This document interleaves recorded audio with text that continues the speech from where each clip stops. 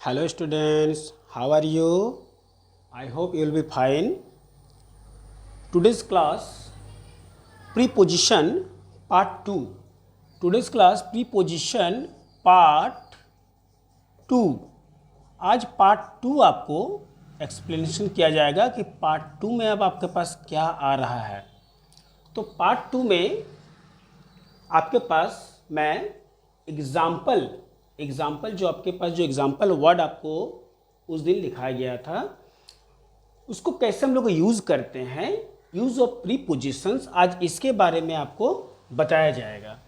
तो जैसे प्रीपोजिशन, पहले फिर से इसका एक एग्जाम्पल तो ठीक है, लेकिन पहले उसका चलिए एक बार फिर से जो स्पेलिंग है प्रीपोजिशंस का उसको एक बार रिपीट किया जाए। जैसे PREPOSITION ये होता है प्रीपोजिशंस का स्पेलिंग, जिसको हम लोग संबंधवाचक अवयव कहते हैं, संबंधवाचक अवयव हिंदी में। आज हम लोग क्लास में यूज ऑफ प्रीपोजिशंस के बारे में समझेंगे। यूज ऑफ प्रीपोजिशन, जिसमें से मैंने प्रीपोजिशंस में तो बहुत सारे वर्ड होते हैं, जिसमें से मैंने कुछ वर्ड छांटकर कुछ चूज करके मैंने कुछ वर्ड लिए और उसका एग्जाम्पल सेंटेंस करके आपको मैंने यहाँ पर बताने का आज मैं आपको कोशिश करूँगा। तो वीडियो पर बने रहें और समझें, वीडियो को बिना स्किप किए समझें। चलिए आगे समझते हैं। तो जैसे मैंने प्रीपोजिशंस का नंबर 1 में मैंने लिया ऑन, मैंने ले लिया ऑन। ऑन का मतलब होता है पर, मैंने उस दिन इसके बारे में लिखाया भी था। ऑन का मतलब होता है पर, जिसका मैंने एग्जाम्पल देखिए क्या एग्जाम्पल सेंटेंस क्या लिया है। जैसे पर मतलब क्या होता है कि जब हम लोग कोई भी सामान को किसी वस्तु के ऊपर में रखते हैं, ऊपर में सपोर्ट करके, उसको हम लोग ऑन कहते हैं। जैसे यहाँ पर वस्तु की देखिए, किसी व्यक्ति या वस्तु के उस दिन मैंने बताया था कि स्थिति को बताता है प्रीपोजिशंस, जिसमें देखिए the book is on the table, यहाँ पर आपको ऑन दिखाई दे रहा है। बुक कहाँ पर है? तो टेबल के ऊपर में है, माने टेबल पर है। तो टेबल पर आपका क्या है? बुक है। तो बुक का सिचुएटेड क्या बता रहा है? टेबल, समझे ना, क्यों कहाँ है? तो टेबल पर है। तो ये ऑन आपका क्या बन गया? इसमें प्रीपोजिशंस है। उसके बाद जैसे he will come on Sunday, देखिए स्थिति को तो बता रहा है वस्तु का, लेकिन कभी कभी हम लोग जब डेज का बात करते हैं, संडे मंडे ट्यूसडे, उसमें भी हम लोग ऑन का यूज़ कर सकते हैं या तो करते हैं। जैसे he will come on Sunday, यहाँ पर देखिए ऑन है और संडे यहाँ दिया हुआ है, मतलब यहाँ पर क्या हुआ कि ही विल कम मतलब वो आएगा, कब आएगा? संडे को, मतलब रविवार को। तो यहाँ पर देखिए क्या उच्चारण नहीं कर रहा है। ऐसे तो हम लोग पर बोलते हैं, लेकिन प्रीपोजिशन थोड़ा सा क्रिटिकल होता है। बहुत सारे वर्ड कभी कभी जो हैं आपका चेंज हो जाते हैं, कन्फ्यूजिंग बहुत ज़्यादा करता है। तो इसके लिए इस क्लास को बढ़िया से समझना होगा, और किसी तरह का कोई प्रॉब्लम होगा तो कमेंट करें, बताएं, उस जगह में आपको बताया जाएगा। क्योंकि प्रीपोजिशन जो है, हम तो कहते हैं कि प्रीपोजिशंस काफ़ी मात्रा में जो होते हैं क्रिटिकल आपका चैप्टर होता है।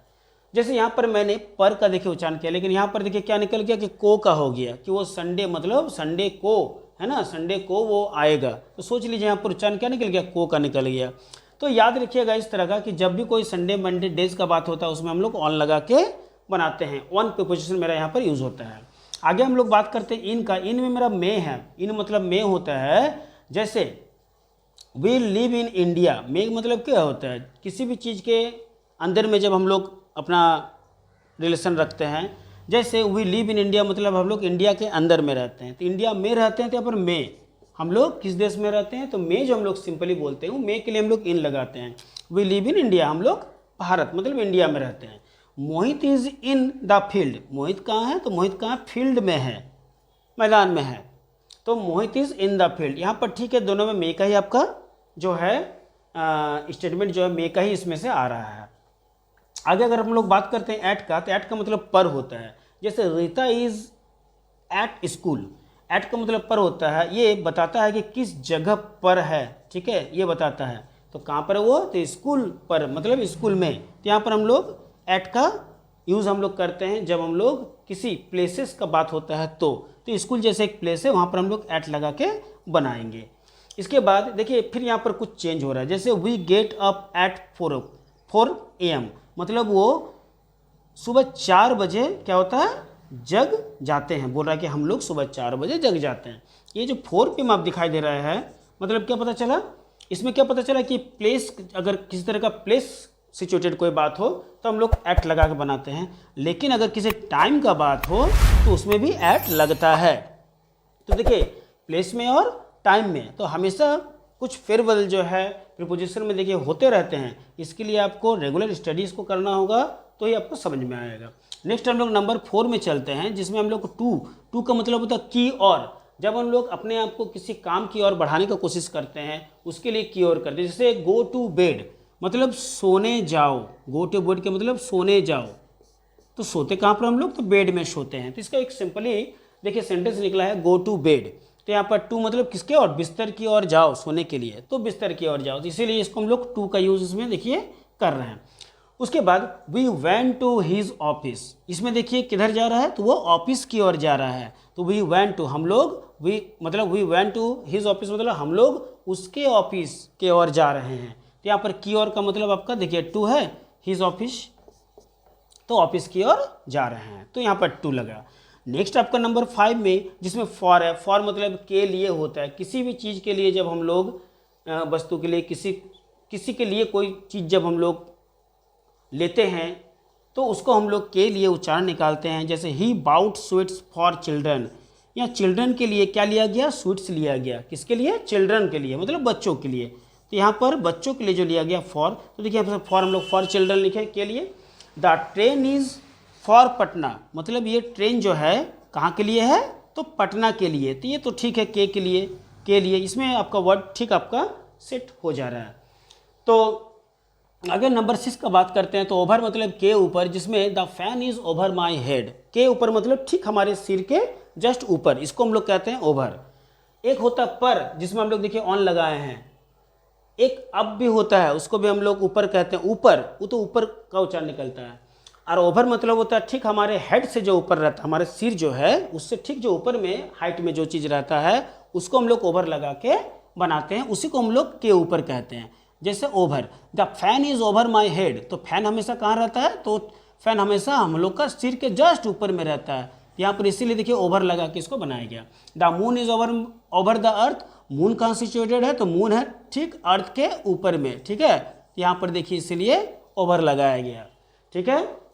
नेक्स्ट चलते हैं अंडर। अंडर में होता है के नीचे, मतलब कोई भी वस्तु है, थिंग्स है, जस्ट उसके नीचे जब कोई काम होता है उसको अंडर कहते हैं। जैसे the dog is under the chair, dog is under the chair मतलब डॉग जो है वो कहाँ है, अंडर द चेयर मतलब वो चेयर के नीचे है।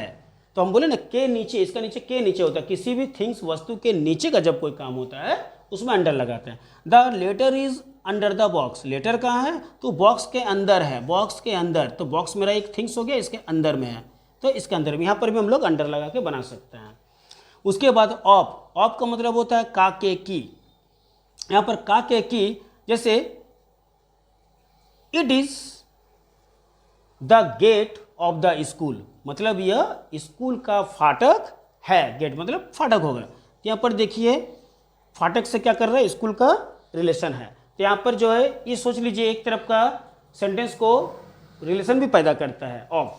तो यहाँ पर देखिए it is the gate of the फाटक, तो यहाँ पर ऑफ जो है ये आपका क्या कर रहा है, आपका प्रीपोजिशनल वर्ड इसमें ऑफ आ रहा है, मतलब ये स्कूल का फाटक है का। तो का के की, the chair is made of would, कुर्सी जो है वो बनी हुई है कौन चीज़ का, तो लकड़ी की बनी हुई है। तो की, तो देखिए की का जो भी बोल सकते हैं, तो आपका मतलब का के की, इसलिए मैंने यहाँ पर लिख दिया है।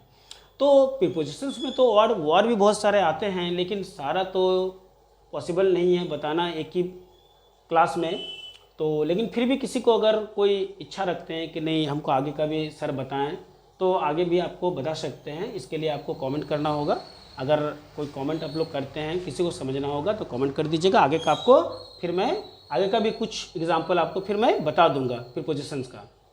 तो आई होप आपको ये जो क्लास है आज का प्रीपोजिशंस का आपको समझ में आया होगा। फिर भी किसी तरह का कोई अगर प्रॉब्लम है तो पूछ सकते हैं, कमेंट कर सकते हैं। कुछ अगर क्यूरोसिटी आपका अगर रहता है, क्वेश्चंस रहता है, पूछिए ज़रूर। तो आज का क्लास आपके लिए इतना ही। वीडियो को बिना स्किप किए देखें, एक बार नहीं 2-3 बार देखें, समझें, कमेंट करें, अच्छे लगे हों तो लाइक भी ज़रूर करें। तो आज के लिए आपका क्लास इतना ही। Be careful and good bye.